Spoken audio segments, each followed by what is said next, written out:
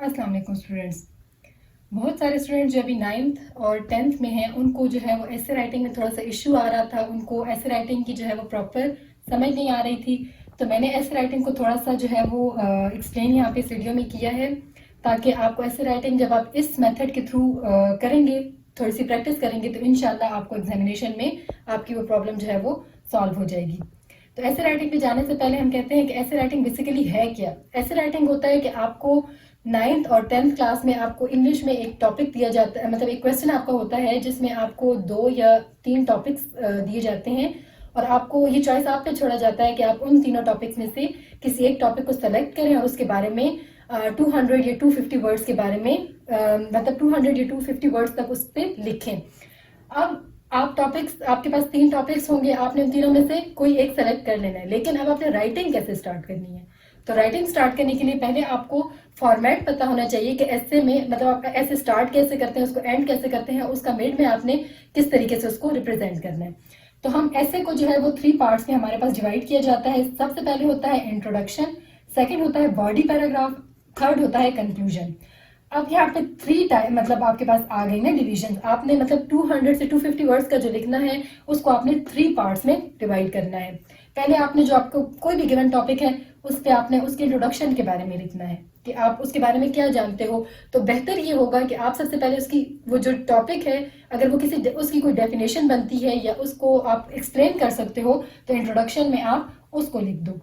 फिर आपके पास आ जाएगा बॉडी पैराग्राफ। बॉडी पैराग्राफ में आपने फिर उस जो इंट्रोडक्शन आपने दिया था उसकी डिटेल्स प्रोवाइड करोगे और एंड में आपने उस सारी जो आपने ऊपर लिखा था उसको आपने कंक्लूड कर देना है। अब आपके पास जो जितनी रैंडम इंफॉर्मेशन थी, आपने उन सारी रैंडम इंफॉर्मेशन को कीवर्ड्स की फॉर्म में आपने अपने पास साइड में लिख लिया। उस सारी चीजों को फिर आपने देखना है कि वो किस किस चीज में आ रही है। इंट्रोडक्शन में आपके पास कौन सी इंफॉर्मेशन आ रही है, बॉडी में कौन सी आ रही है और कंक्लूजन में कौन सी आ रही है। तो इस तरीके से आप जब ऐसे को डिवाइड करोगे 3 पार्ट्स में तो आप उसको इजीली राइट कर सकते हो। हमने डिस्कस किया है इसकी इंपॉर्टेंस क्या है। इसकी इंपॉर्टेंस ये है कि जब आप एक ऐसे लिखते हो 200 से 250 वर्ड्स का, जब आप उसमें इंफॉर्मेशन बहुत रैंडमली लिखते हो, मीन आपने जो ऐसे को था इन 3 पार्ट्स में डिवाइड नहीं किया, आपने इंट्रोडक्शन का जिक्र जो है वो कहीं 3rd पैराग्राफ में कर दिया, या आपके पास जो इंफॉर्मेशन आपके पास कंक्लूजन में आनी चाहिए थी वो आपने इंट्रोडक्शन में लिख ली, तो वो आपके पास एक ऐसे जो है वो एक प्रॉपर फॉर्म में नहीं आएगा। आपके पास क्या होगा, ऑर्गेनाइज फॉर्म तब आएगी जब आप ये पैटर्न फॉलो करोगे, स्टेप बाय स्टेप जाओगे, तो आपका जो ऐसे राइटिंग है वो ज्यादा इफेक्टिव होगी और ज्यादा इंप्रेसिव होगी। वो जो चेक करने वाला है, या अगर आप खुद भी उसको स्टडी करोगे तो आपको मजा आएगा। एक सीक्वेंस होगा उसमें कि 1 बाय 1 चीज डिस्कस की जा रही है कि जो हमारे पास ये हमने पैराग्राफ्स में ऐसे को डिवाइड किया है, तो हमने क्या क्या चीज डिस्कस करनी है। सबसे पहले हमारे पास आ जाता है इंट्रोडक्टरी पैराग्राफ, ठीक है, जिसमें आपने जो टॉपिक आपको गिवन है उसके बारे में इंट्रोडक्शन देना है। आप उसके बारे में क्या करेंगे, एक टॉपिक सेंटेंस लिखेंगे, फिर आप लिखेंगे कि इस फर्दर जो ऐसे है आप इसमें क्या क्या डिस्कस करने वाले हैं। मतलब पहले आपके पास होगा टॉपिक सेंटेंस, उसको फॉलो करेगा थीसिस सेंटेंसेस। तो 1 से 2 सेंटेंसेस आपके पास होने चाहिए। मतलब जो इंट्रोडक्टरी पैराग्राफ है वो आपके पास मैक्सिमम 4 से 5 लाइंस में हो जाए, 4 से 5 सेंटेंसेस में हो जाए तो ज्यादा बेहतर रहेगा। इंट्रोडक्शन को आपने बहुत ज्यादा लेंथी नहीं करना। फिर आप आ जाएंगे बॉडी पैराग्राफ पे। मतलब ये आपके पास जब आप एक्सप्लेनेशन करेंगे तो वो आपके पास बॉडी पैराग्राफ जो है वो 3 मैक्सिमम हो तो ज्यादा बेनिफिशियल है। लेकिन अगर आप टॉपिक ऐसा है कि उसमें आपको मतलब शॉर्ट पैराग्राफ्स आपको लेने हैं तो आप 5 पैराग्राफ तक जा सकते हो, लेकिन आपने हर पैराग्राफ को बहुत ज्यादा लेंथी नहीं करना। बॉडी पैराग्राफ में हम क्या डिस्कस करते हैं, जो टॉपिक हमारे पास ऊपर हमें गिवन होता है उसके बारे में हमने यहाँ पे डिस्कस करना होता है। अब वो टॉपिक पे डिपेंड करता है कि आपने एनालिसिस करना है या आर्ग्यूमेंट्स करने हैं। बास टॉपिक्स ऐसे होते हैं, फॉर एग्जाम्पल अगर आपको कोई टॉपिक किसी प्रॉब्लम से रिलेटेड दिया गया है तो आप एनालिसिस करके उस प्रॉब्लम के बारे में इफेक्ट्स और उसके जो आगे चीजें हैं वो आप इसमें लिखोगे बॉडी पैराग्राफ्स में। अगर कोई टॉपिक ऐसा है जो जिसपे फुल डिस्कशन है या आर्ग्यूमेंट्स करने हैं तो वो आप सारा जो किधर डिस्कस करोगे, बॉडी पैराग्राफ में। अब हमारे पास जो लास्ट पैराग्राफ आ जाता है वो कंक्लूजन पैराग्राफ है। जितना कुछ आपने ऊपर डिस्कस किया है वो उसका आप सारा कंक्लूजन जो है वो निकाल के कंक्लूजन वाले पैराग्राफ में लिखोगे कि हमने ये चीजें डिस्कस की थी। फॉर एग्जाम्पल कोई प्रॉब्लम था, उसका सोल्यूशन हो गया, वो सारा कुछ आपने इसमें कर देना है। इसमें मतलब आपने सारे जो आइडियाज हैं उसको यहाँ पे कवर अप कर दोगे, रैप कर दोगे यहाँ पे। लेकिन आपका ये होगा कि स्टेप बाय स्टेप जाओगे तो इजीली आप अपना लिख भी सकते हो और एक्सप्लेन भी, आगे जो आपका चेक करने वाला है उसको क्लियर आपका पॉइंट समझ आ जाएगा। करते हैं कि जो गुड ऐसे होता है या अच्छा बेहतरीन ऐसे आप लिखते हो तो उसकी क्या क्या क्वालिटीज होनी चाहिए। इधर हम वन बाय वन सारी क्वालिटीज को डिस्कस करेंगे, फिर आगे जाके मैं आपको एक टॉपिक पे जो है वो एक जो मेथड मैं फॉलो करती रही हूँ जिससे मुझे मतलब काफ़ी फ़ायदा हुआ, तो उस मेथड के थ्रू मैं आपको एक ऐसे सॉल्व करके दूंगी जिसके थ्रू मुझे लगता है कि आपको ये सारे पॉइंट्स जो यहाँ पे वन बाय वन हम डिस्कस कर रहे हैं ये क्लियर हो जाएंगे। तो जो गुड ऐसे होता है इसकी क्या क्वालिटीज़ होनी चाहिए। सबसे पहले फोकस, मतलब जो आपका एक ऐसे है आप उसमें जो मटेरियल लिख रहे हो वो सारा मटेरियल क्या है, सेंट्रल आइडिया से कनेक्टेड हो। जो आप आइडिया इंट्रोडक्शन में दे रहे हो कि मैं इस आइडिया को लेके चलूंगा, तो वो सारा आपका फोकस उसी पे होना चाहिए। आपने उस सेंट्रल आइडिया से हटना नहीं है, या आपका पॉइंट कोई ऐसा नहीं होना चाहिए जो सेंट्रल आइडिया से इख्तिलाफ कर रहा हो। ठीक है, तो आपने सेंट्रल आइडिया को माइंड में रखना है और फिर आपने अपने ऐसे ऐसे जो है वो इन पार्ट्स में डिवाइड करना है। सेकंड आपका जो ऐसे की क्वालिटी है वो ये है कि वो डेवलपमेंट होना चाहिए उसमें, मतलब एक जो पैराग्राफ है वो सेकंड पैराग्राफ को सपोर्ट कर रहा हो लॉजिकली, उसमें एक डिस्ट्रैक्शन ना आए कि एक पैराग्राफ में आप एक चीज डिस्कस कर रहे हो जबकि सेकंड पैराग्राफ में आप जब मूव हो रहे हो तो आप सेंट्रल आइडिया के अपोजिट कोई चीज कह रहे हो, उसके खिलाफ कोई बात कह रहे हो या कोई ऐसा पॉइंट डिस्कस कर रहे हो जो सेंट्रल आइडिया को सपोर्ट नहीं करता। थर्ड जो पॉइंट है वो ये है कि यूनिटी होनी चाहिए आपके हिस्से में। मीन जो एवरी पैरा है वो दूसरे पैरा से या मेन आइडिया से जो है वो रिलेटेड हो, उनसे डिफ्रेंशिएट ना करें। फोर्थ हमारे पास पॉइंट आ जाता है कोहेरेंस, मतलब पैराग्राफ का जो फ्लो है वो स्मूथली होना चाहिए। वन बाय वन आपने चीजों को डिस्कस करना है और एक लिंक होना चाहिए फर्स्ट पैराग्राफ का सेकंड से, सेकंड का थर्ड से। तो वो जब आपके पास ये सारी चीजें ऐसे में होंगी तो ऑब्वियसली वो एक इफेक्टिव और इम्प्रेसिव ऐसे होगा। फिफ्थ लेकिन सबसे मेन पॉइंट वो ये है कि आपका जो ऐसे है वो करेक्ट होना चाहिए।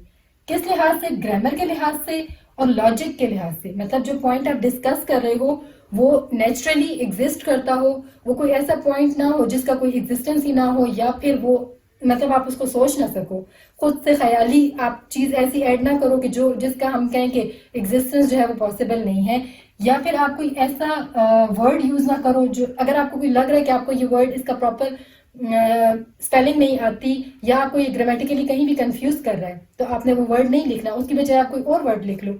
मतलब कोई ऐसा वर्ड लिख लो जो आपको जिसकी स्पेलिंग भी प्रॉपर पता है और आपको पता है कि ये जो आप वर्ड लिख रहे हो यहाँ पे उसकी ग्रामेटिकल पोजीशन जो है मतलब एडवर्ब है या नाउन है वो उस हिसाब से आ रहा है, उसमें चेंजेस नहीं है, आपके हिसाब से वो गलत नहीं है। आपने उसको प्रॉपर जज करना है। आपने आखिर में अपने सारे ऐसे में आपने जब आपने ऐसे लिख लिया आपने ये सारे पॉइंट्स उसमें देखने हैं कि आपका जो ऐसे है वो इन सारे पॉइंट्स को फॉलो कर रहा है कि नहीं कर रहा।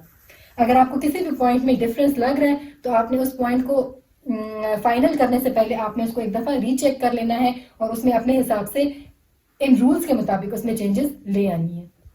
प्लान पे ऐसे प्लान बेसिकली क्या है, आपको जब स्टूडेंट्स के पास ऑप्शन होता है कि उन्होंने 3 टॉपिक्स में से कोई एक टॉपिक सेलेक्ट करना है तो वो कंफ्यूज हो जाते हैं कि हम कौन सा टॉपिक सेलेक्ट करें। तो आपने इस चीज़ पे फोकस रखना है कि आपको इन्फॉर्मेशन किस टॉपिक के बारे में ज़्यादा है। उन तीनों में से आपने सिलेक्शन इस तरीके से कर ली कि आपको जिस चीज़ के बारे में आपको लगता है कि आपके पास इन्फॉर्मेशन है और उसको आप रिटन फॉर्म में कर सकते हो तो आपने वो टॉपिक सेलेक्ट कर लिया।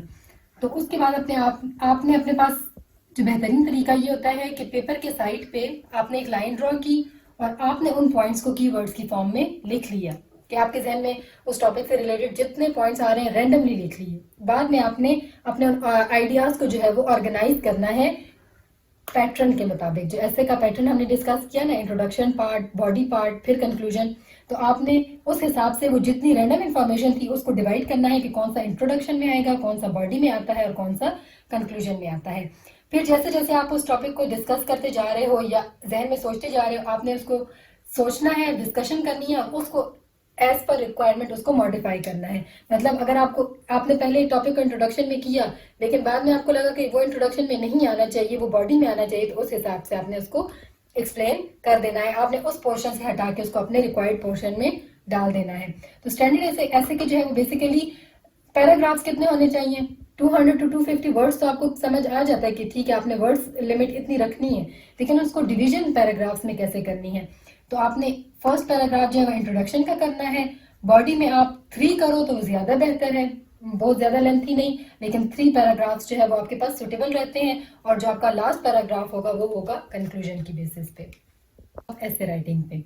स्टेप्स इसलिए कि वन बाय वन मैं आपको एक टॉपिक पे जो है वो थोड़ा तरीका बताती हूँ। इस तरीके को आप यूज़ करेंगे, आपको स्टार्ट में थोड़ा टाइम लगेगा इस मेथड के थ्रू अपने ऐसे राइटिंग पे, लेकिन जैसे जैसे आपका टाइम ज़्यादा होता जाएगा आप इस मेथड पे जो है फिर आपका कम टाइम लगने लगेगा।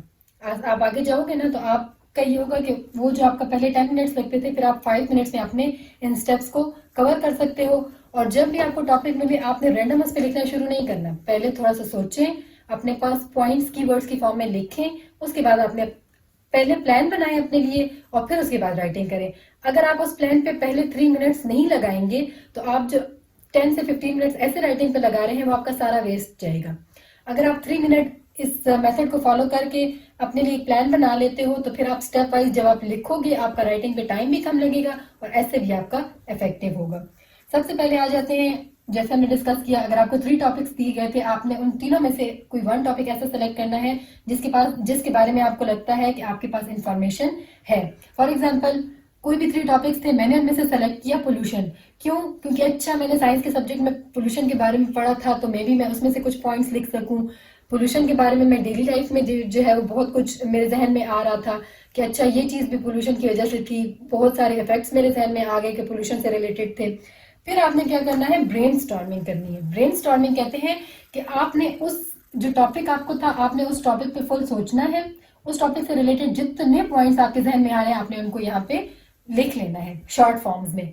लंबी लंबी लाइनें नहीं लिखनी कि आपका सारा टाइम जो है वो इसी पे वेस्ट हो जाए कि आपने जी इन पॉइंट्स को लिखने में इतना टाइम वेस्ट कर दिया कि आपके पास जो मेन ऐसे था उसके लिए पेपर के पास पोल्यूशन से रिलेटेड ये सारे पॉइंट्स जहन में आए, कुछ हेल्थ इश्यू से रिलेटेड थे, कुछ जिसमें मेरे पास था एयर पोल्यूशन क्या है, नॉइज पोल्यूशन क्या है, वाटर पोल्यूशन क्या है, कुछ रिडक्शन मेथड्स थे। लेकिन ये मेरे पास रैंडम आइडियाज थे। अब इनको मैंने ऑर्गेनाइज करना है कि मैंने इंट्रोडक्शन में इनमें से कौन से पॉइंट्स लिखने हैं, अब क्रिएट करनी है थर्ड स्टेप में।